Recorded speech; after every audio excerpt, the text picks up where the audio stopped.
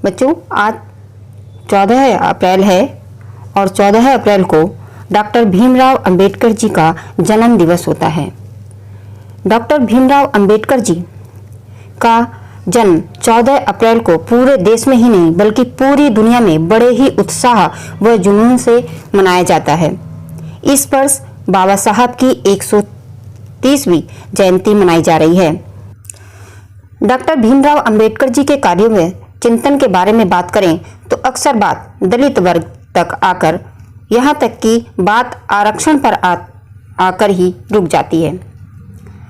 स्वतंत्र भारत में डॉक्टर भीमराव अंबेडकर जी को दलितों का मसीहा कहा जाता है, जबकि डॉक्टर भीमराव अंबेडकर जी के जितने भी समस्त कार्य हैं, अगर उन कार्यों का हम मूल्यांकन करें तो हम जान पाएंगे कि वह एक कुशल अर्थशास्त्री, समाज वैज्ञानिक, कानून विशेषज्ञ, मजदूर नेता थे। भीमराव अंबेडकर जी पत्रकारिता में भी प्रखर विद्वान और महिलाओं के अधिकार को दिलाने वाले थे, उनके हक को लड़ने वाले थे।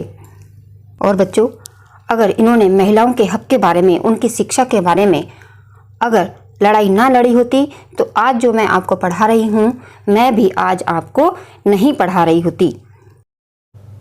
मैं आज जो टीचर बनकर आप सबको पढ़ा रही हूँ, उसका श्रेय भी बाबा साहब भीमराव अंबेडकर को ही जाता है। डॉक्टर भीमराव अंबेडकर जी ने महिलाओं के लिए नहीं, दलितों के ही नहीं, सभी लोगों के भले के बारे में कार्य किया है। लेकिन अफसोस ये है कि उनको केवल एक समुदाय मात्र का ही मसीहा मानकर लोग उन्हें नहीं पूछते हैं। बाबा साहब ने संविधान के द्वारा महिलाओं को इतने सारे अधिकार दिए हैं। उन्हीं अधिकारों के कारण आज जो प्रसूति अवकाश मिलता है महिलाओं को, ये उन्हीं के कारण मिलता है। सभी महिलाएं प्रसूति अवकाश पाकर अपने बच्चे का लालन पालन तो करती हैं, लेकिन ये किन की वजह से मिला है उनको याद नहीं करती हैं। डॉक्टर अंबेडकर का मानना था कि सही मायने में जो प्रजातंत्र तब आएगा जब महिलाओं को पैतृक संपत्ति में बराबरी का हिस्सा मिलेगा और उन्हें पुरुषों के समान अधिकार दिए जाएंगे। डॉक्टर अंबेडकर जी का दृढ़ विश्वास था कि महिलाओं की उन्नति तभी संभव होगी जब उन्हें घर और परिवार और समाज में सामाजिक बराबरी का दर्जा मिलेगा। शिक्षा और आर्थिक उन्नति उन्हें सामाजिक बराबरी दिलाने में ही मदद करेगी। डॉक्टर भीमराव अंबेडकर जी ने संविधान में महिलाओं को सारे अधिकार दिए, लेकिन अकेला संविधान या कानून लोगों की मानसिकता को नहीं बदल सकता। पर सच है कि ये परिवर्तन की राह तो सुगम बनाता ही है। हिंदू समाज में क्रांतिकारी सुधार लाने के लिए भी देश के पहले कानून मंत्री के रूप में डॉक्टर अंबेडकर जी ने अपने मंत्री पद तक को छोड़ दिया था। और अंबेडकर जी कहते हैं कि मैं किसी भी समाज की तरक्की उस समाज की महिलाओं की तरक्की में देखता हूँ। डॉक्टर भीमराव अंबेडकर जी ने संविधान में 3 मूल तत्वों स्वतंत्रता, समानता और बंधुत्व की बात की, जिसमें उन्होंने बंधुत्व को सबसे अहम माना। बाबा साहब भीमराव अंबेडकर जी भारत की तमाम महिलाओं के मुक्तिदाता हैं, अधिकारों को दिलवाने वाले हैं। परंतु अफसोस इस बात का है कि डॉक्टर अंबेडकर जी को तमाम महिलाएं ही अपना नहीं मानती हैं। कभी महिला आंदोलन का एक बड़ा प्रतीक बाबा साहब अंबेडकर जी नहीं बन पाए। उसके पीछे भारत के लोगों का संकीर्ण मानसिकता का होना रहा है, जिसने अंबेडकर जी को दलित लोगों की मसीहा के रूप में पहचान बना दी है और उन्हें उन्हीं लोगों का मसीहा मानते हैं। अंबेडकर जी ने नारी शिक्षा पर बहुत जोर दिया, इसलिए 1913 में न्यूयॉर्क में एक भाषण देते हुए उन्होंने कहा, माँ बाप बच्चों को जन्म देते हैं, कर्म नहीं देते। माँ बच्चों के जीवन को उचित मोड़ दे सकती है। यह बात अपने मन पर अंकित कर, यदि हम लोग अपने लड़कों के साथ अपनी लड़कियों को भी शिक्षित करें तो हमारे सम्मान की उन्नति तीव्र होगी। महिलाओं की शिक्षा पर अंबेडकर का काफ़ी जोर रहा है। इसके साथ साथ ही महिलाओं को आर्थिक सशक्तिकरण हो, इस पर भी डॉक्टर भीमराव अंबेडकर जी ने बहुत जोर दिया। 1918 में संयुक्त बोरो समिति से छोटे मंझोले प्रकार के काम धंधों को महिलाओं को खोलने में सहायता करने की अहम मांग डॉक्टर भीमराव अंबेडकर ने ही की थी। महिलाओं को प्रसूति अवकाश मिले, इसकी मांग डॉक्टर भीमराव अंबेडकर ने ही सरकार को मनवाया था। हिंदू कोड बिल तो महिलाओं की मुक्ति का अहम दस्तावेज बना, जिसका संबंध विवाह, तलाक, पिता की संपत्ति में वारिस होना, स्वेच्छा से विवाह करना, विच्छेद करना था।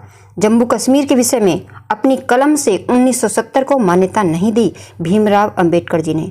अंतिम समय तक वो जम्मू कश्मीर को विशेष दर्जे का विरोध करते रहे।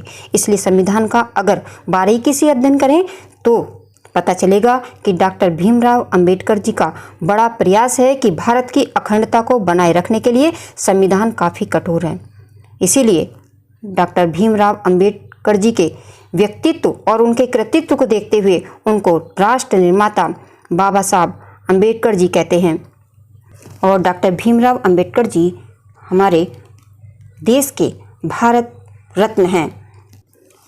बच्चों, और इनके बारे में जानने के लिए हम कुछ इनके जीवन के या जो जीवन से संबंधित प्रश्न हैं वो जानेंगे। सभी बच्चे इस वीडियो को पूरा देखेंगे ताकि सभी बच्चे डॉक्टर भीमराव अंबेडकर के बारे में जान सकें। जो पहला प्रश्न है, डॉक्टर अंबेडकर जी का जन्म कहाँ हुआ था? डॉक्टर अंबेडकर जी का जन्म कहाँ हुआ था? तो इसका उत्तर है बच्चों 14 अप्रैल 1891। अगला प्रश्न है, डॉक्टर अंबेडकर जी का जन्म कहाँ हुआ था? पहला प्रश्न था कि कब हुआ था और दूसरा है डॉक्टर अंबेडकर जी का जन्म कहाँ हुआ था। तो इनका जन्म मध्य प्रदेश इंदौर के महू छावनी में हुआ था। अगला प्रश्न है, डॉक्टर अंबेडकर जी के पिता का नाम क्या था? इनके पिताजी का नाम था रामजी मौलाजी सकपाल। अगला प्रश्न है, डॉक्टर अंबेडकर जी की माता का क्या नाम था? तो इनकी माता का नाम था भीमाबाई। अगला प्रश्न है, डॉक्टर अंबेडकर जी के पिता क्या करते थे? तो उत्तर है सेना में सूबेदार थे। अगला प्रश्न है, डॉक्टर अंबेडकर जी की माता का देहांत कब हुआ? तो इनकी माता जी का देहांत 1896 ईस्वी में हुआ। डॉक्टर अंबेडकर जी के माता के देहांत के वक्त उनकी आयु क्या थी? तो उनकी आयु थी उस समय 5 वर्ष। डॉक्टर अंबेडकर जी किस जाति के थे? तो वो महार जाति के थे।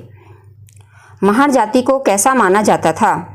महार जाति को बहुत ही निम्न वर्ग का छोटा समझा जाता था। डॉक्टर अंबेडकर जी को स्कूल में कहाँ बिठाया जाता था? क्लास के बाहर। जो आप इनकी जो पीड़ा थी वो उसको समझ सकते हैं अगर आप अपने ऊपर इसको समझें कि सारे बच्चे क्लास के अंदर बैठे हुए हैं, अगर आपको क्लास से बाहर बैठ करके पढ़ना पड़े तो सोचो उस बच्चे को कितनी पीड़ा होती होगी। डॉक्टर अंबेडकर जी को स्कूल में पानी कैसे पिलाया जाता था? तो ऊंची जाति का व्यक्ति ऊंचाई से पानी उनके हाथों पर डालता था, तभी उनको पानी पिलाया जाता था। बाबा साहब का विवाह कब हुआ था और किससे हुआ? तो 1906 में रमाबाई से हुआ। बाबा साहब ने मैट्रिक परीक्षा कब पास की? 1907 में बाबा साहब ने मैट्रिक की परीक्षा पास की। और डॉक्टर अंबेडकर जी के बम्बई विश्वविद्यालय में प्रवेश लेने से क्या हुआ? भारत में कॉलेज में प्रवेश लेने वाले पहले अस्पृश्य बन गए। अस्पृश्य मतलब जिसको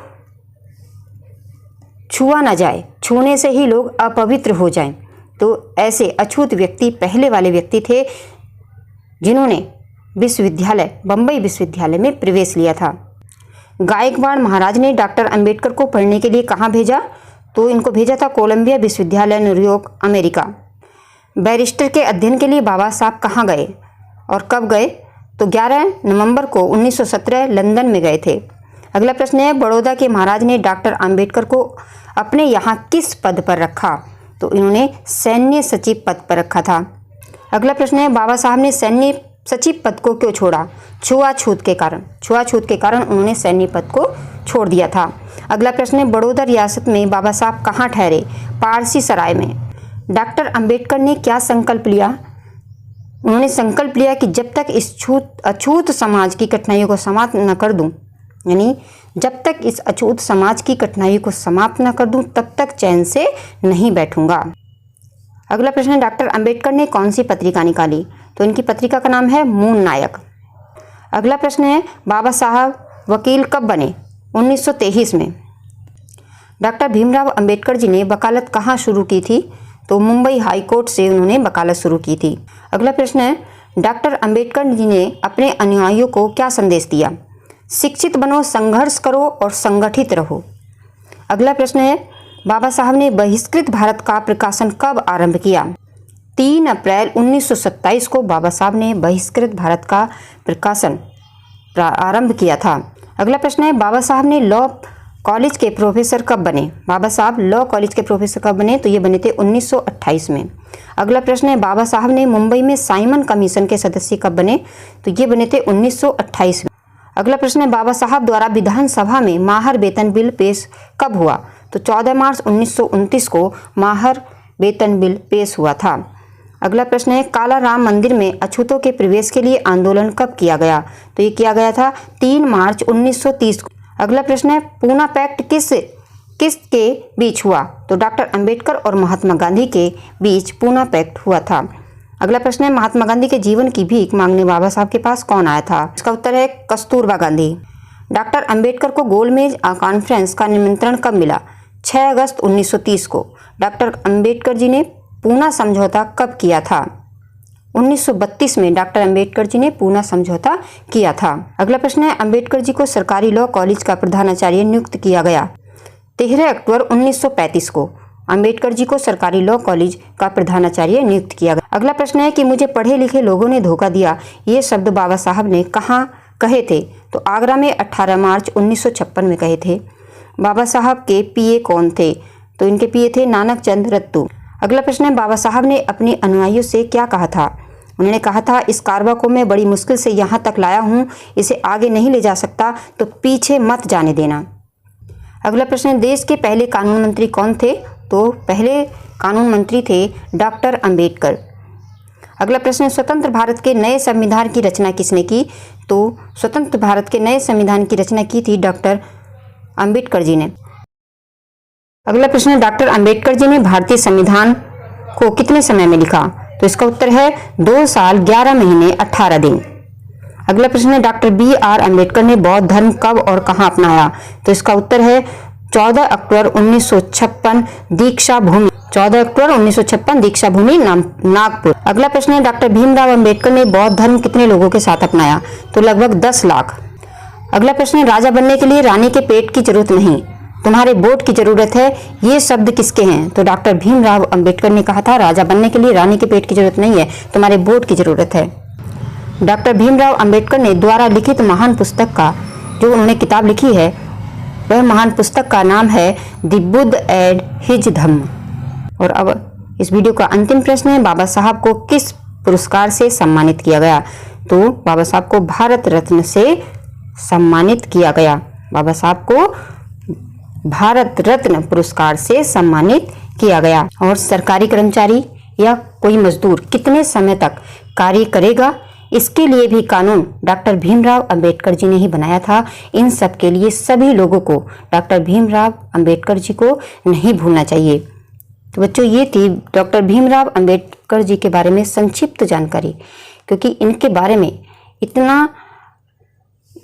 इतना कम परिचय इनका ऐसे ही है जैसे सूरज को दिया दिखाना। बच्चों, इनका परिचय देने में, इनके बारे में जानकारी देने में कई किताबें छप सकती हैं। तो आज इस वीडियो में केवल हमने बहुत ही संक्षिप्त रूप में इनका परिचय जाना है। तो फिर से एक बार डॉक्टर भीमराव अंबेडकर जी को कोटि कोटि नमन, और सभी देशवासियों को डॉक्टर भीमराव अंबेडकर जी की जयंती पर शुभकामनाएं। सभी का इस वीडियो को देखने वालों का बहुत बहुत धन्यवाद।